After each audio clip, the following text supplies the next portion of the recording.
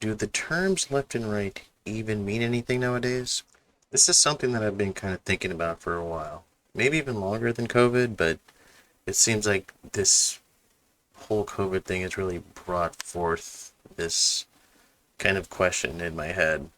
And of course, with everything, the answer is a bit more complex than a simple yes and no. The best I can do is say that the answer is somewhere between a no with a kind of yes, but also a yes with a sort of no. Um, I guess let me just explain what I mean by that. First, let's start off with my no but kind of yes answer.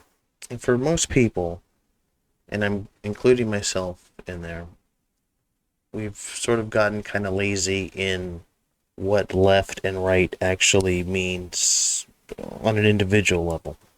Liberal is usually associated with being compassionate, and the opposite of whatever compassion is has just been sort of defined as conservative. From my observations from being a person who grew up in LA, most people just latch on to the title of liberal because it's just mainly all they've kind of known. From television to mainstream news to the general culture here, it pretty much conditions people to generally lean left naturally. And I think that is a large part of where the confusion kind of comes with this sort of stuff. Anything left is considered liberal, meaning that if you're someone who's just an avid follower of this stuff, you're just going to latch on to an idea or position because it's what your team represents. And anything that deviates from that is just immediately going to be categorized as right wing or, dare I say, the dirty word conservative. This is where a lot of that culty hive mindedness kind of comes from, especially here in LA. In reality, being liberal is far more than just being compassionate. To understand what a liberal is, you have to sort of look into liberalism as an ideology and classical liberalism also, and people like John Locke and others like that. I mean, a simple Wikipedia search, here and there. Once you sort of look into the basics of liberalism, you'd learn that they're very big on things of like individuality, free market, kind of laissez-faire trade kind of markets, freedom of speech, things like this that are not universally exclusive to the title of liberalism, but it just sort of helps to understand, the general um, idea of what liberal or liberalism is. This isn't an attempt for some shoddy, no true Scotsman fallacy type of thing.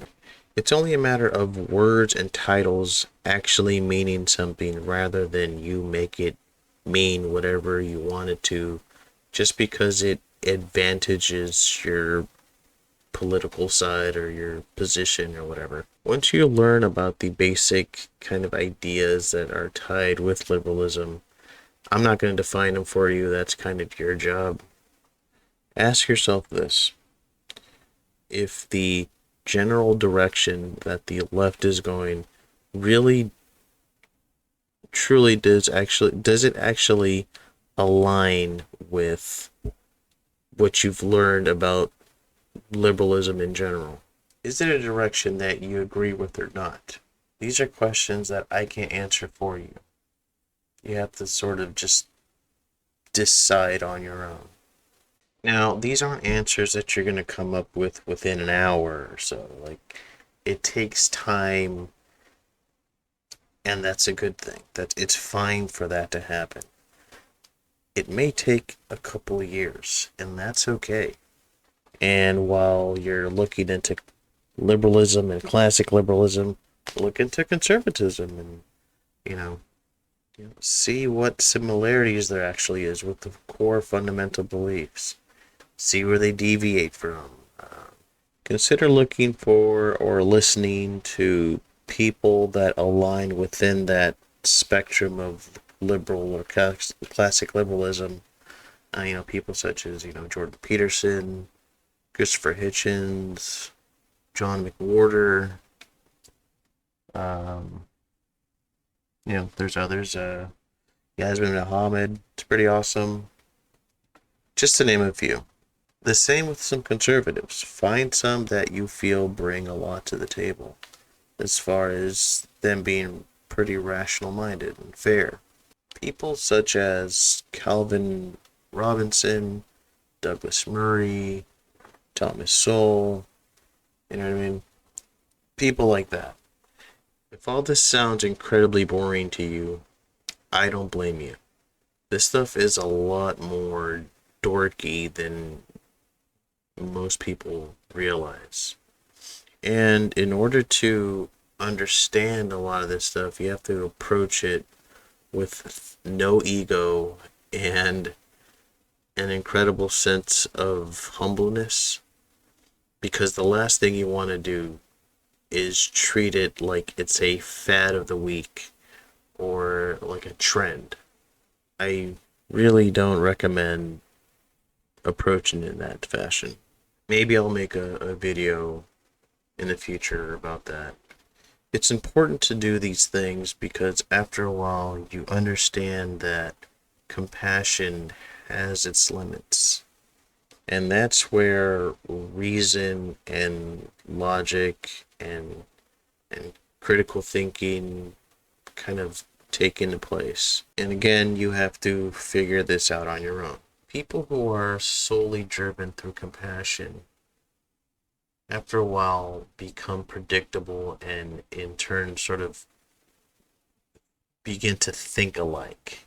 After a period of time, this leads to a sense of a collective tribalism.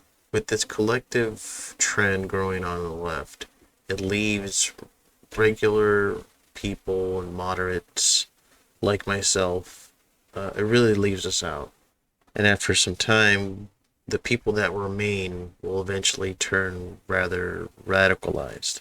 And just like most echo chambers, they begin to kind of become rather authoritarian. If the top authority on the left says this, then everyone else must kind of abide by it. And when the collective becomes authoritarian, that's when people really quickly begin to latch on to it, because most people sort of just kind of go by the numbers, if that makes sense. By this, I mean that people are usually pushed by whatever influence that they surround themselves with, whether it be their friends and family, work coworkers, the social media that they follow, all these kinds of things. If all these things sort of suggest a specific idea or sets of ideas, then the average person is just going to kind of latch onto it because it's just what they're kind of surrounded by. After a while, they just sort of agree with it because it's all they know, and they don't really give it much thought as to like whether or not they really do, agree or disagree. It's like if growing up your whole family were Laker fans, and even though you never really watched the Lakers, you just latched on to the Laker brand because it's just all you kind of grew up with. From what I know, this derives from a personality trait referred to as agreeableness. To keep it simple, agreeableness is a personality trait that is characterized as usually someone that's fairly compassionate, but also through their compassion, they kind of avoid as much sort of group disagreement as much as possible. This isn't a bad characteristic or a good characteristic. It's mostly just about balance, and it feels as if the balance of that is completely off. But, maybe I can make another video about this topic later on. And thus the growing void to want to look more into the classic core beliefs of these ideologies, and the reasoning behind them, that kind of stuff begins to not matter as much because, because people are part of a overall collective. Then after a while, like, the term right and left doesn't really mean much to them because they literally don't know what it means. They're just sort of latching on to a team rather than know what the team is. So what ends up happening is that people begin to latch onto something because of the grander cause it's supposed to sell, without thinking of the important kind of how and why, these kind of simple questions. These questions become unimportant because to them, to the collective, to the authoritarian kind of collective, it doesn't matter with, I personally don't know how to achieve this goal. All that I know is that there are people that represent my side that have the answers and they must get power somehow. These matters aren't important to these people. What matters is that they represent a side that has the answers. And I don't know the ones that have the answers personally, but I know that my side just has the answers, so I'm going to do what I can to try to get those people in power. Then the movement gets kind of overtaken by these types. Many and sort of becomes sort of rather corrupt, very much in the same fashion that like a very corrupt religion kind of forms. And when that becomes a trend, a movement that might have had some pretty good intentions becomes kind of like overrun by nothing more than like almost like religious zealots, but rather they're just political ideologues. Most people approach this stuff as if it's something they're just sort of born into, and that's why they grow so steadfast in their beliefs. It's as if they inherited like liberal genes from their parents and their grandparents and their parents' parents and all this shit.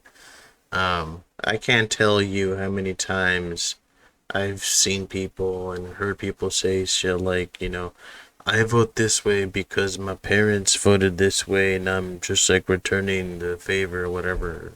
Or they say stuff like, my parents voted Democrat, so I must vote Democrat to pass it along and, make my family proud.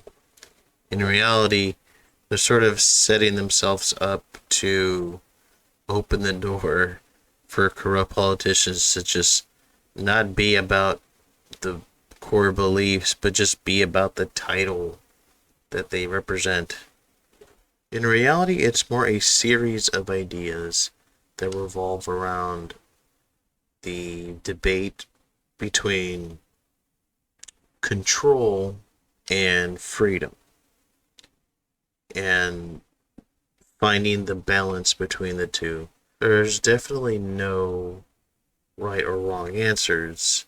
It's just about finding a consistent compromise that works between you and everyone else.